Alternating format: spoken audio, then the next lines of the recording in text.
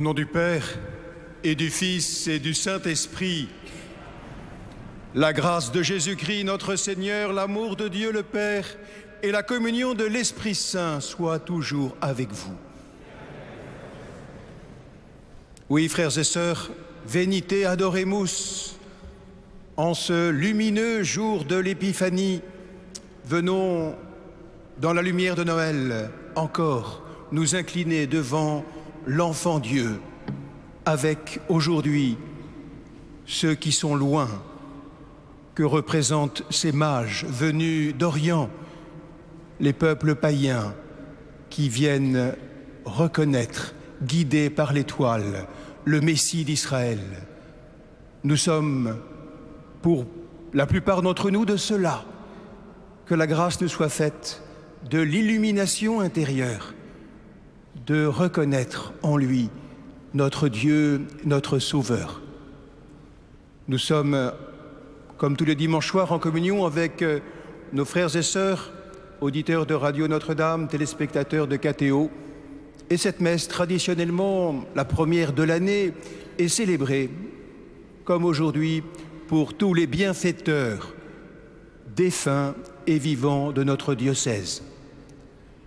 Portant ces intentions, portant celles du monde, portant ces intentions des hommes et des femmes qui cherchent, comme les mages, présentons-nous devant le Seigneur, accueillons la grâce de la miséricorde, du pardon pour lesquels il est venu.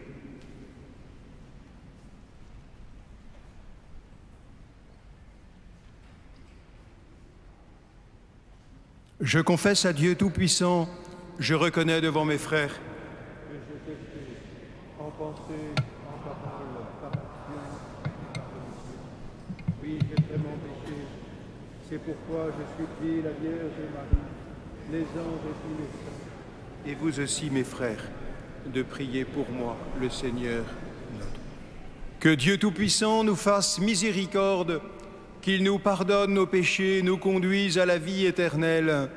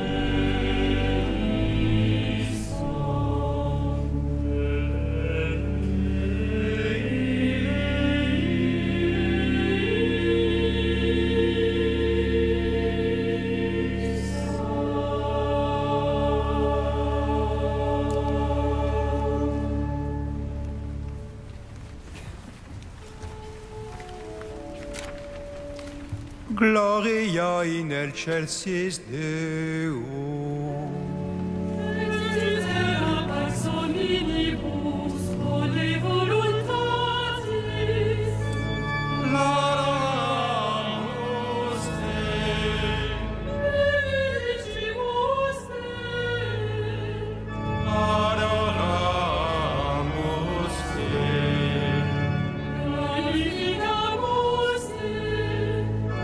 Gracias a Dios.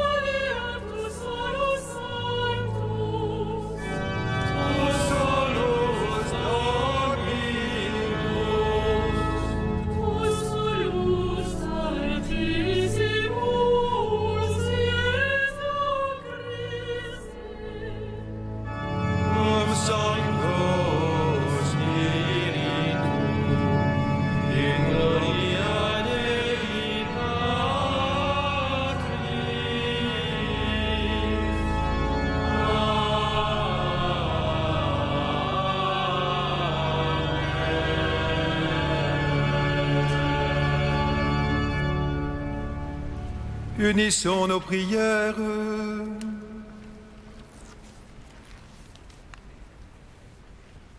Aujourd'hui, Seigneur, tu as révélé ton Fils unique aux nations, grâce à l'étoile qui les guidait. Daigne nous accorder, à nous qui te connaissons déjà par la foi, d'être conduits jusqu'à la claire vision de ta splendeur. Par Jésus-Christ, ton Fils, notre Seigneur et notre Dieu, qui règne avec toi et le Saint-Esprit, un seul Dieu pour les siècles des siècles.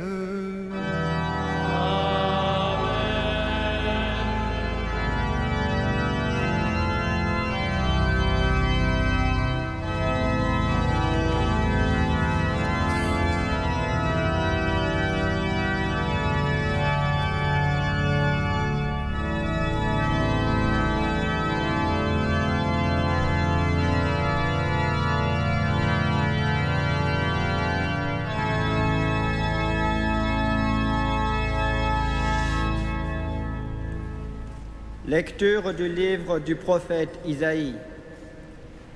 Debout, Jérusalem, resplendis. Elle est venue, ta lumière, et la gloire du Seigneur s'est levée sur toi. Voici que les ténèbres couvrent la terre, et la nuée obscure couvre les peuples. Mais sur toi se lève le Seigneur. Sur toi, sa gloire apparaît. Les nations marcheront vers ta lumière et les rois vers la clarté de ton aurore. Lève les yeux alentour et regarde. Tous, ils se rassemblent, ils viennent vers toi. Tes fils reviennent de loin et tes filles sont portées sur la hanche. Alors tu verras, tu seras radieuse, ton cœur frémira et se dilatera. Les trésors d'au-delà des mers afflueront vers toi viendront les richesses des nations. En grand nombre, des chameaux t'envahiront, de jeunes chameaux de Madian et d'Épha. Tous les gens de Saba viendront, apportant l'or et l'encens. Ils annonceront les exploits du Seigneur. Parole du Seigneur. Nous rendons grâce à Dieu.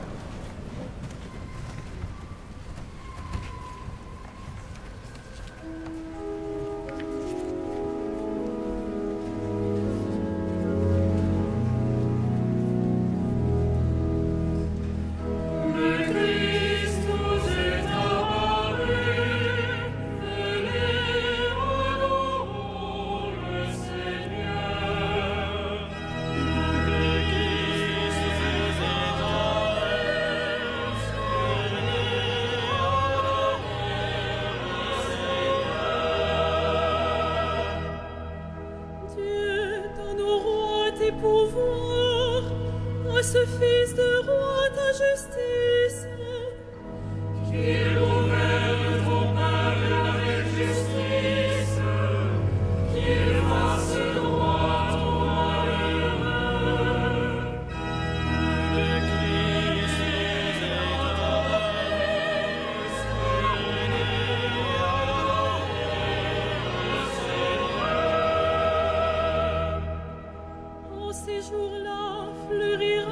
justice, grande paix jusqu'à la fin des lunes.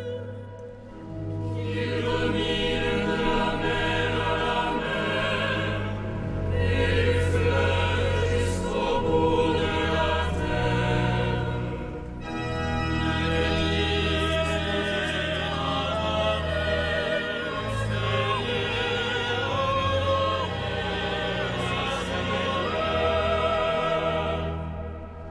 Les rois de Tarsis et des îles apporteront des présents.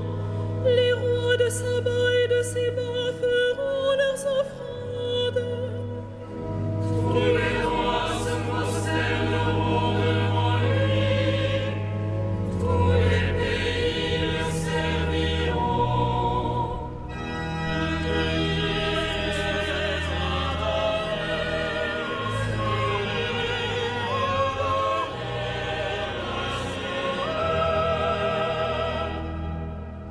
Il délivrera le pauvre qui appelle et le malheureux sans recours.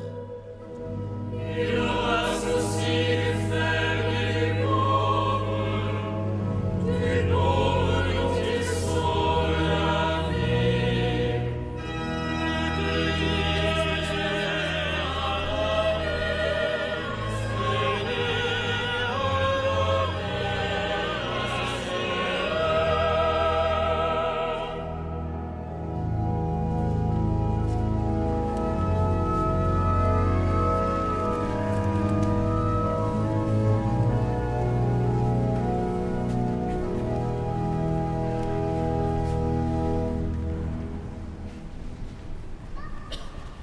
Lecture de la lettre de saint Paul, apôtre aux Éphésiens.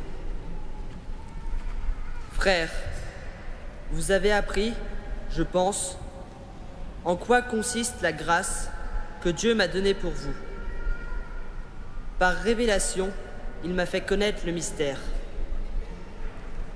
Ce mystère n'avait pas été porté à la connaissance des hommes des générations passées, comme il a été révélé maintenant à ses saints apôtres et aux prophètes, dans l'Esprit. Ce mystère, c'est que toutes les nations sont associées au même héritage, au même corps, au partage de la même promesse, dans le Christ Jésus, par l'annonce de l'Évangile. Parole du Seigneur. Nous rendons grâce à Dieu.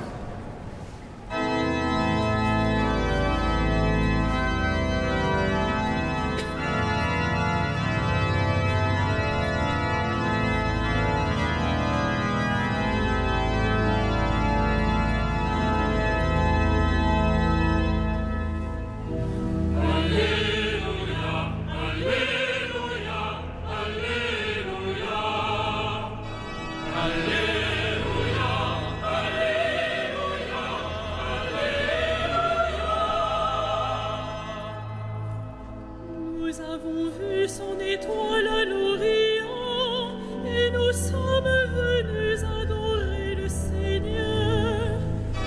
Alléluia, Alléluia,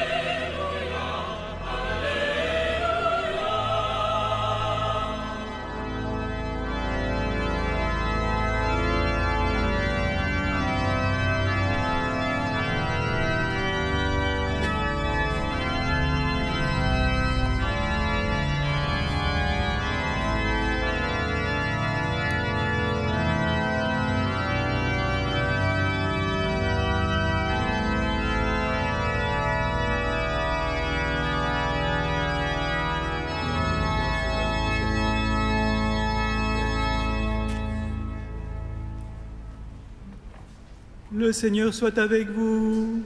Et avec votre esprit.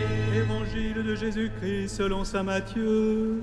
Gloire à toi, Seigneur.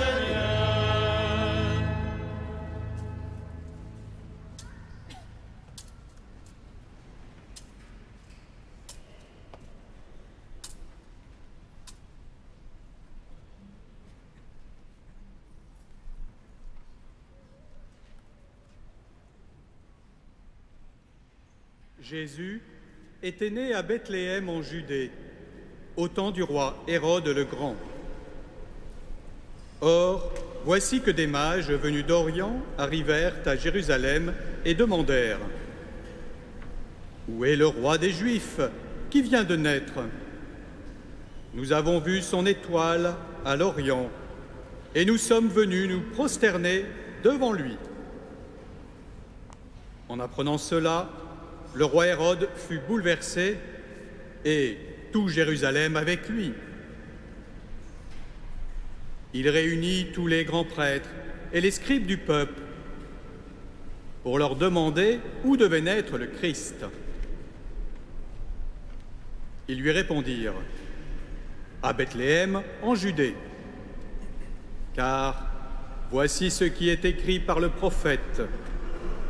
Et toi, Bethléem, terre de Juda, tu n'es certes pas le dernier parmi les chefs-lieux de Juda, car de toi sortira un chef qui sera le berger de mon peuple Israël. » Alors Hérode convoqua les mages en secret pour leur faire préciser à quelle date l'étoile était apparue. Puis il les envoya à Bethléem en leur disant : « Allez vous renseigner avec précision sur l'enfant, et quand vous l'aurez trouvé, venez me l'annoncer pour que j'aille, moi aussi, me prosterner devant lui. » Après avoir entendu le roi, ils partirent. Et voici que l'étoile qu'ils avaient vue à l'Orient les précédait, jusqu'à ce qu'elle vienne s'arrêter au-dessus de l'endroit où se trouvait l'enfant. Quand ils virent l'étoile, ils se réjouirent d'une très grande joie. Ils entrèrent dans la maison, ils virent l'enfant avec Marie sa mère, et tombant à ses pieds, ils se prosternèrent devant lui.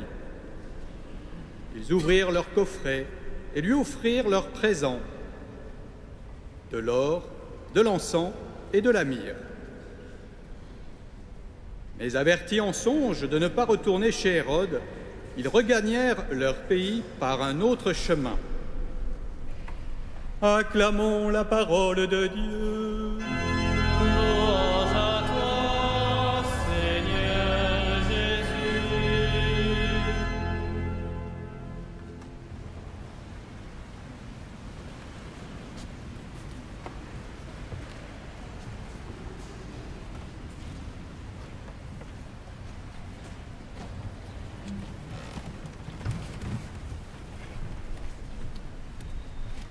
Merveilleux récit, en effet, que celui de la visite des mages, qui, après les bergers, cherchent et reconnaissent enfin la lumière et la vérité pour leur vie. Mais cette page d'Évangile, frères et sœurs, comme d'ailleurs celle qui raconte la naissance de Jésus, est bien autre chose qu'un joli conte destiné aux enfants. L'Évangile n'est pas un conte de fées. Ce récit est même au contraire un vrai cours de théologie qui nous dit à sa manière notre foi en Jésus-Christ, sauveur pour tous les hommes. Et il nous annonce déjà son combat contre les cœurs endurcis et sa victoire lumineuse pour donner la vie au monde. Mais surtout, cette route des mages, aujourd'hui, faite de lumière et d'obscurité, d'avancées et d'obstacles, de questionnement et de confiance, de recherche et de découverte, c'est notre route. Ainsi, ce texte est comme truffé d'enseignements fondamentaux pour notre foi, qui vont aujourd'hui encore éclairer notre propre route à la suite du Christ. Regardons-les simplement. Tout d'abord, le plus important est cette affirmation que le Christ Jésus est la véritable étoile, la lumière attendue qui chasse les ténèbres, ténèbres de la mort, ténèbres du mal, Déjà, vous le savez, dans l'Ancien Testament, le Messie attendu est annoncé comme un astre de lumière, un soleil de justice, une lumière resplendissante. Mais surtout, Jésus, après ce signe de l'étoile resplendissante, sera reconnu comme l'astre d'en haut, la lumière des nations. Et il dira lui-même au cours de sa vie, « Je suis la lumière du monde ». Mes amis, en ce soir de l'Épiphanie, demandons-nous quelle est l'étoile qui guide notre vie, qui illumine nos ténèbres, nos questionnements, nourrit notre espérance. Est-ce l'astrologie, tel penseur ou intellectuel médiatique, telle idéologie, telle pensée à la mode qui me dit quel est le comportement correct qu'il faut adopter? Ou est-ce vraiment le Christ Jésus dans son évangile transmis par l'Église? Le Christ, cette étoile unique qui s'est allumée en moi le jour de mon baptême, qui vient en éclairant ma vie, ma conscience, m'aider à opérer un discernement, un jugement, un choix de vie sur les choses, sur les comportements. Deuxième enseignement, important, fondamental, rappelé par ce récit de l'Épiphanie. Le Christ est venu pour tous les hommes. C'est là la grande annonce de cette fête de ce jour. L'Épiphanie, c'est Noël, Dieu avec nous, pour ceux qui sont loin. Noël pour ceux qui ont à faire une longue route. Noël pour ceux qui ne sont pas de la famille. Après les exclus, le bas de l'échelle, l'humanité d'en bas que représentaient les bergers, ce sont aujourd'hui les païens, les étrangers, ceux qui viennent de loin, les pécheurs, nous-mêmes, qui sont représentés par ces hommes d'Orient à la crèche. Alors, mes amis, sommes-nous tourmentés par le souci que le Christ soit connu, reconnu par l'ensemble de nos frères et sœurs humains? Sommes-nous tourmentés, nous aussi, par la mission, par l'évangélisation, peut-être par les chaises vides de nos églises ici ou là, par ces générations qui ne connaissent pas leurs racines chrétiennes? Oui, sommes-nous tourmentés par la mission comme nous avons essayé de le faire pendant ces semaines de l'Avent dans les paroisses de Paris? Cette mission est-elle une préoccupation constante de notre existence de chrétiens? Rejoindre ceux-là qui sont loin par notre témoignage, pour leur partager ce trésor de la foi. Prions-nous pour eux. Prions-nous pour ceux qui semblent les plus loin de Dieu, les mages d'aujourd'hui, qui paraissent parfois lui tourner le dos, à lui qui est le Père et le Sauveur de tous les hommes. Mais les mages aujourd'hui nous enseignent encore, troisième leçon, que la foi est souvent une connaissance par signe. Beaucoup ont probablement vu cette étoile dans le ciel d'Orient, mais ils n'ont pas tous décodé le signe avec leur intelligence. En effet, la connaissance de Dieu est une connaissance par signe. Et plus que nous le croyons, Dieu nous donne des traces, des signes de cette présence autour de nous. Ce ne sont pas les signes qui manquent, mais plutôt les yeux pour les voir et l'intelligence du cœur pour en décoder le sens. Dieu a du mal à se révéler si nous sommes enfouis dans nos soucis matériels. Mais au contraire, il se laisse découvrir par ceux qui, assez libres, ne cessent de chercher et qui ont soif de la vérité. Les mages nous font comprendre que c'est par leur recherche, leur réflexion, leur désir de progresser dans la connaissance de la vérité qu'ils ont fait ce long chemin et qu'ils ont pu reconnaître celui dont on leur a dit qu'il était le Messie. Ce signe des mages, suivant l'étoile, nous dit que tout homme de bonne volonté qui suit avec rigueur les critères de l'intelligence humaine peut parvenir à trouver le chemin vers Dieu, que l'homme fidèle à sa conscience et guidé par son intelligence peut être conduit vers Dieu. Cela ne supprime pas, bien sûr, l'action de la grâce, mais permet son action. Cela est très important et nous invite à ne pas considérer le travail de notre intelligence comme une démarche sans importance, mais au contraire à y reconnaître un outil exceptionnel donné par Dieu pour le connaître. Cela n'empêche pas, quatrième enseignement, que la foi soit une aventure. Elle est un voyage à l'étoile, avec ses hauts et ses bas, ses lumières et ses obscurités, ses flashs et ses nuits. Elle est certains jours pari sur Dieu, d'autres jours elle est une conviction très forte. Nous connaissons tous cela, un moment ou un autre. Mais la foi est toujours une quête, une recherche jamais achevée. Plus on approche de Dieu, plus on croit le saisir, et souvent plus il se dérobe, car il est toujours plus grand que ce que l'on imaginait. Finalement, il n'y a pas des croyants et des incroyants dans le monde, mais il y a plutôt des cherchants et des ne cherchant pas.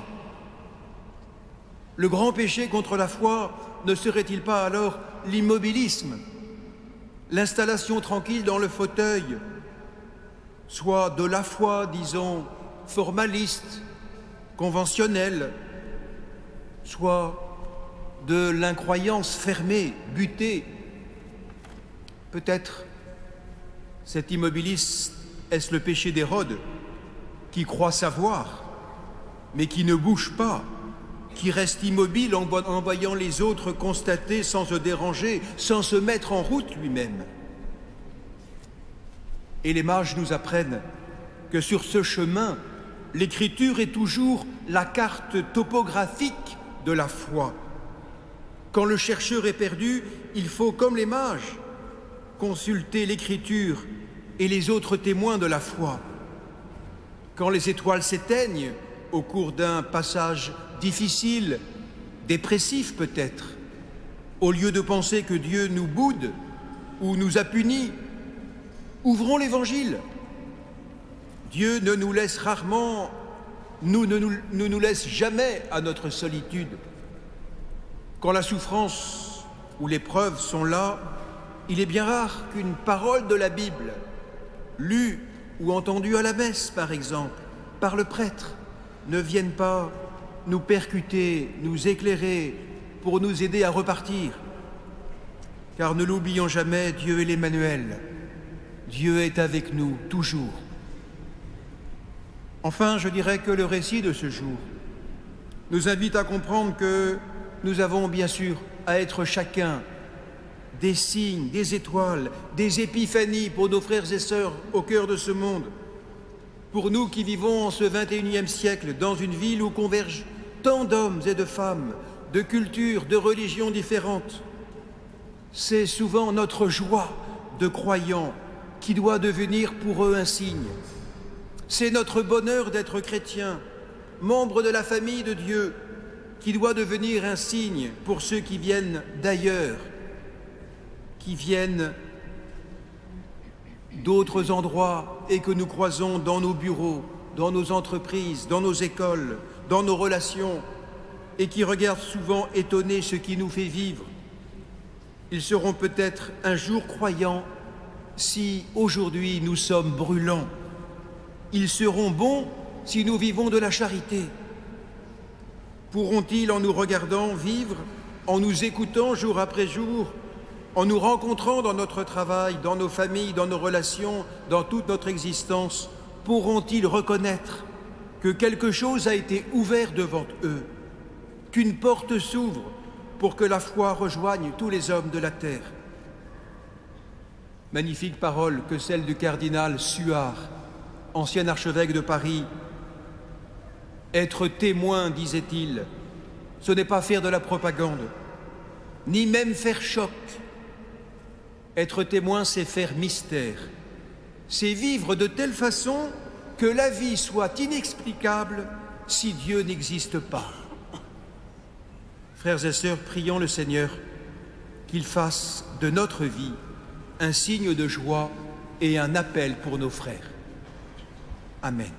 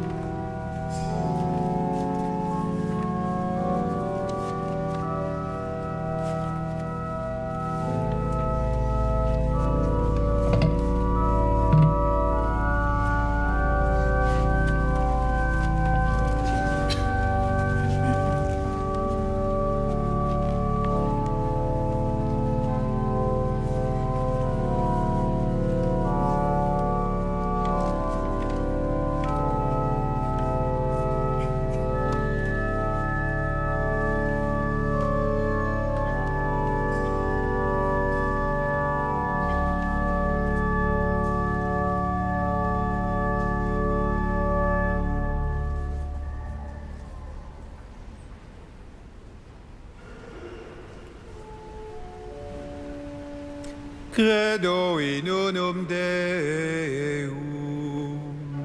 Patrem omnipotentem, factorem caeli et terrae, visibilium omnium et invisibilium.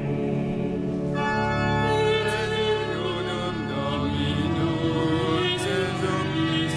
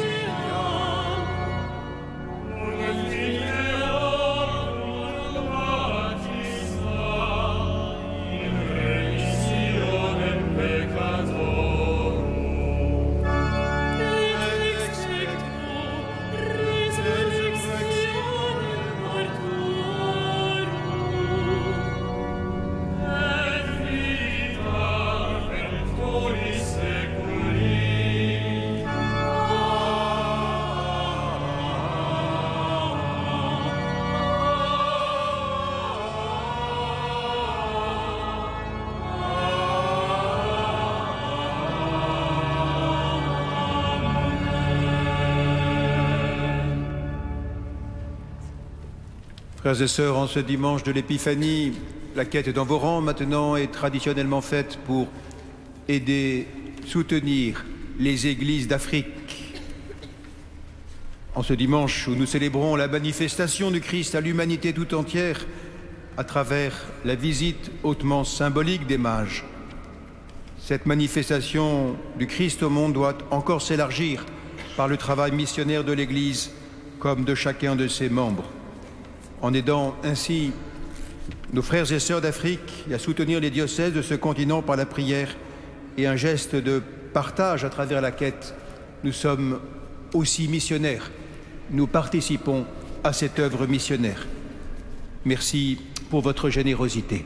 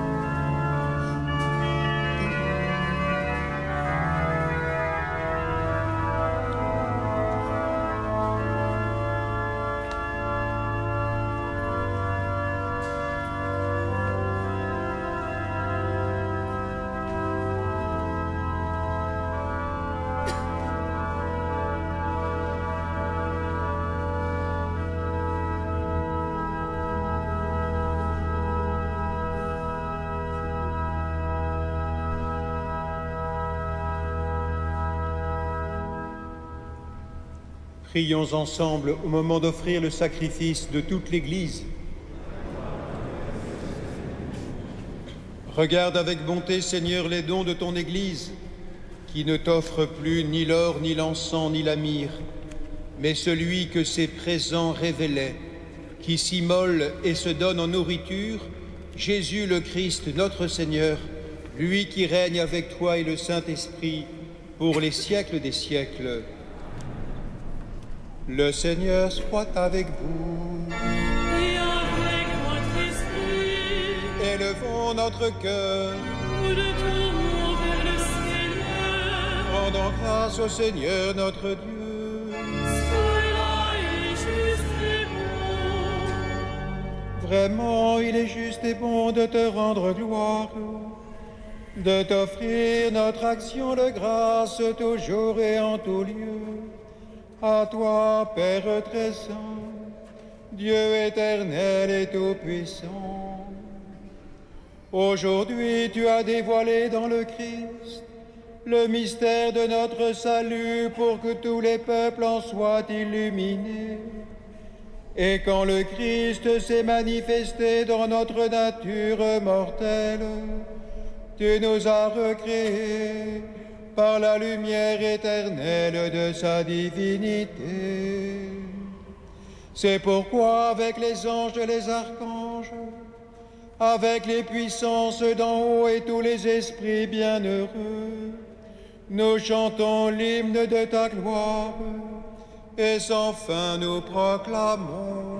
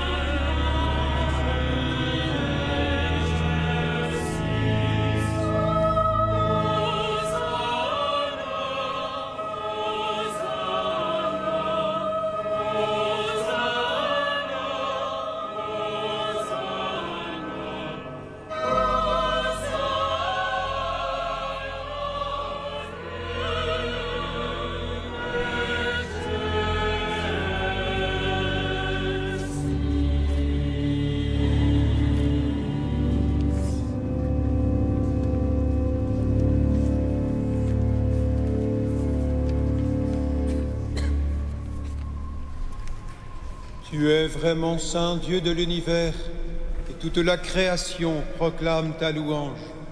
Car c'est toi qui donnes la vie, c'est toi qui sanctifies toutes choses, par ton Fils Jésus-Christ notre Seigneur, avec la puissance de l'Esprit Saint. Et tu ne cesses de rassembler ton peuple, afin qu'il te présente, partout dans le monde, une offrande pure. C'est pourquoi nous voici rassemblés devant toi, et dans la communion de toute l'Église, nous célébrons le jour très saint où ton Fils unique, qui partage éternellement ta propre gloire, s'est manifesté à nos yeux dans un vrai corps pris de notre chair. Par lui, notre Rédempteur et notre Sauveur, Dieu Tout-Puissant, nous te supplions de consacrer toi-même les offrandes que nous apportons. Sanctifie-les par ton Esprit pour qu'elles deviennent le corps et le sang de ton Fils, Jésus-Christ, notre Seigneur, qui nous a dit de célébrer ce mystère. La nuit même où il fut livré, il prit le pain. En te rendant grâce, il la bénit, il le bénit, il le rompit et le donna à ses disciples en disant, « Prenez et mangez-en tous, ceci est mon corps livré pour vous. »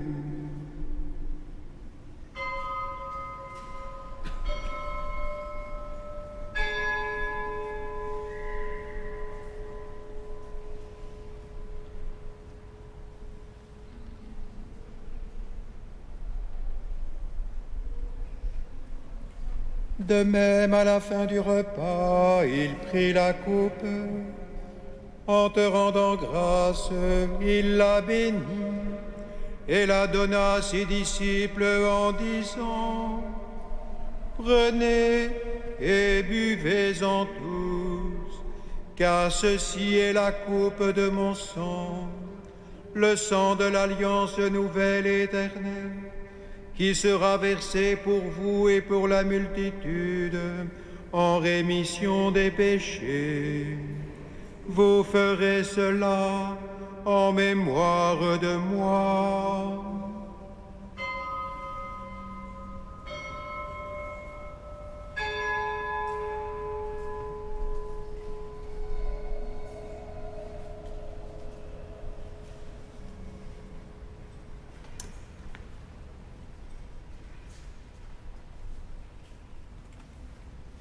Il est grand le mystère de la foi.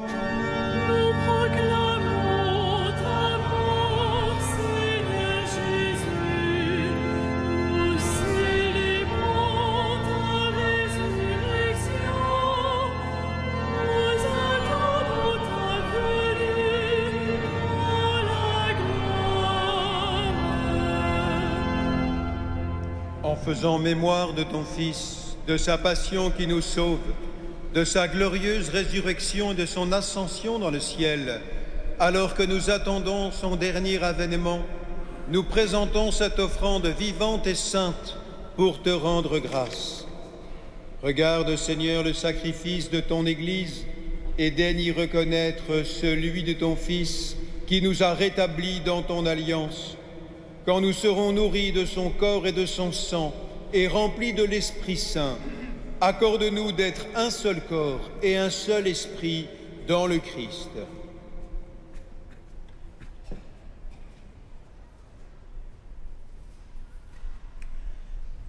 Que l'Esprit Saint fasse de nous une éternelle offrande à ta gloire, pour que nous obtenions un jour les biens du monde à venir, auprès de la Vierge Marie, la bienheureuse Mère de Dieu, de Saint Joseph, son époux, des saints apôtres et martyrs de Saint-Denis, de tous les saints qui ne cessent d'intercéder pour nous. Et maintenant, nous te supplions, Seigneur, par le sacrifice qui nous réconcilie avec toi, étends au monde entier le salut et la paix. Affermis la foi et la charité de ton Église au long de son chemin sur la terre. Veille sur ton serviteur, le pape François, notre archevêque André, l'ensemble des évêques, les prêtres, les diacres et tout le peuple des rachetés.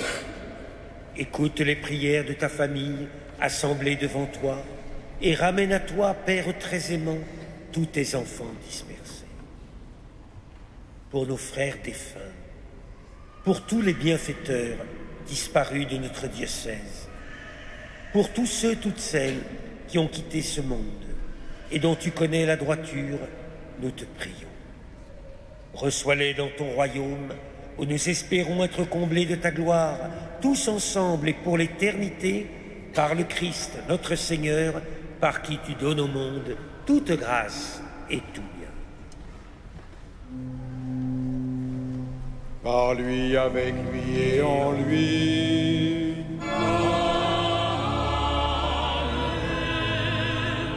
À toi, Dieu le Père Tout-Puissant, dans l'unité du Saint-Esprit.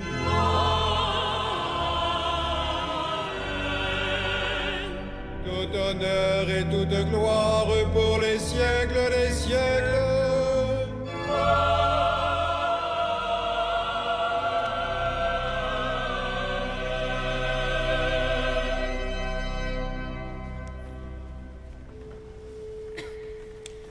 Comme nous l'avons appris du Sauveur et selon son commandement, nous osons dire...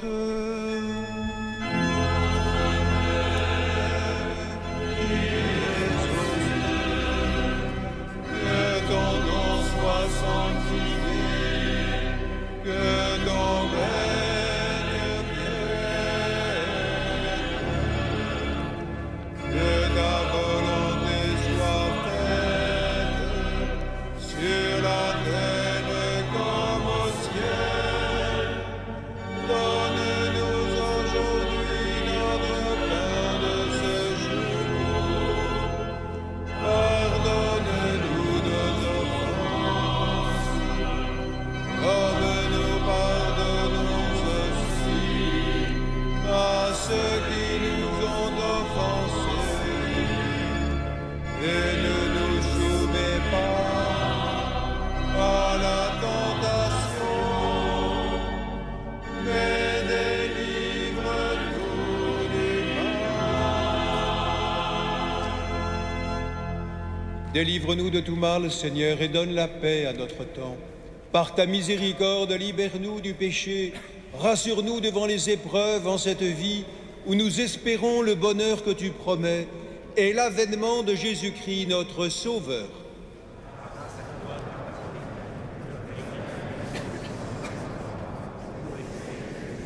Seigneur Jésus-Christ, tu as dit à tes apôtres, « Je vous laisse la paix, je vous donne ma paix. Ne regarde pas nos péchés, mais la foi de ton Église. Pour que ta volonté s'accomplisse, donne-lui toujours cette paix et conduis-la vers l'unité parfaite, toi qui règnes pour les siècles des siècles. Que la paix du Seigneur soit toujours avec vous. » Frères et sœurs, dans la charité du Christ, donnez-vous la paix.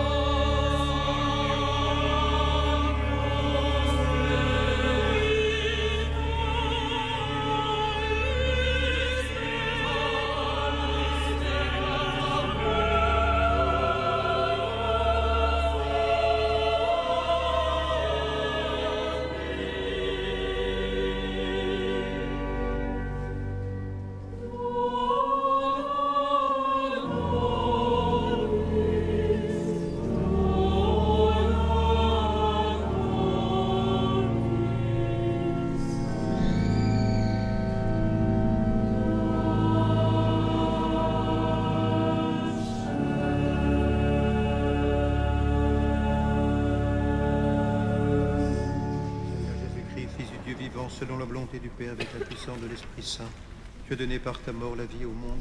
Que ton corps et ton sang me délivrent de mes péchés et de tout mal. Fais que je demeure fidèle à tes commandements et que jamais je ne sois séparé de toi.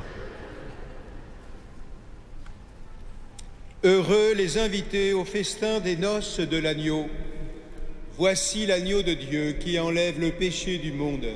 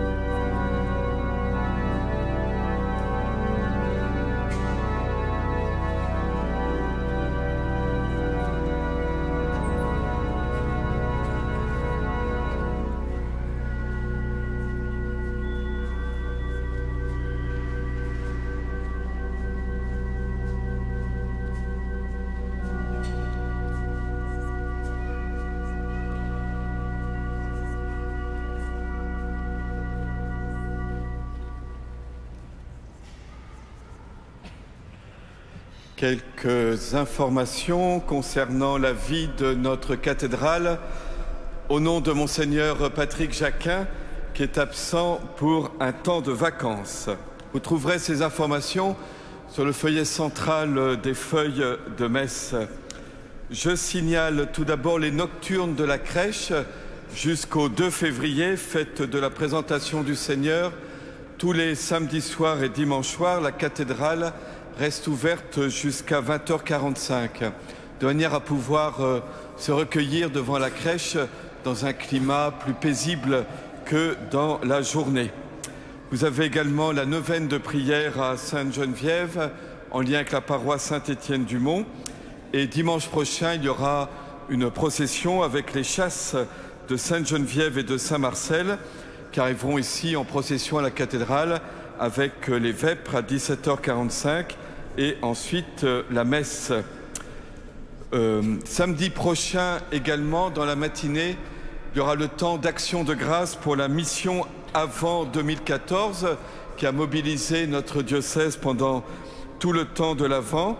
Entre 9h30 et 10h30, il y aura des temps de témoignages et de louanges, de prières, et ensuite la messe à 10h30.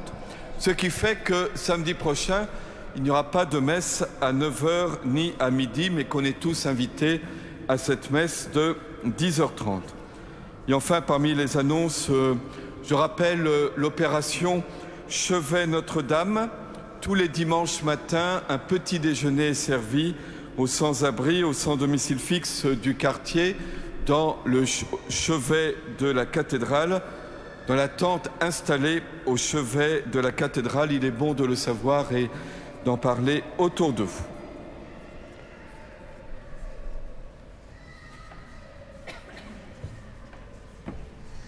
Ensemble, rendons grâce à Dieu. Que la clarté d'en haut, Seigneur, nous dirige en tout temps et en tout lieu. Et puisque tu nous fais communier à ce mystère, puissions-nous désormais le pénétrer d'un regard pur et l'accueillir dans un cœur plus aimant, par Jésus le Christ, notre Seigneur, pour les siècles des siècles. Le Seigneur soit avec vous. Et avec votre esprit. Dieu vous a appelé dans votre nuit pour que vous entriez dans sa lumière. Qu'il bénisse en vous la foi, l'espérance et l'amour. Qu'il les fasse croître et donner leurs fruits. Amen. Aujourd'hui, le Christ s'est manifesté au monde. Il est la lumière qui en dissipe les ténèbres. Marchez avec lui plein de confiance, et que Dieu fasse de vous des lumières pour guider vos frères sur leur chemin. Et quand vous parviendrez au terme de la route, vous verrez celui que les mages ont cherché en se guidant sur une étoile, votre Seigneur le Christ, lumière née de la lumière. Amen. Et que Dieu Tout-Puissant vous bénisse, le Père, le Fils et le Saint-Esprit. Amen. Allez dans la paix du Christ. Gloire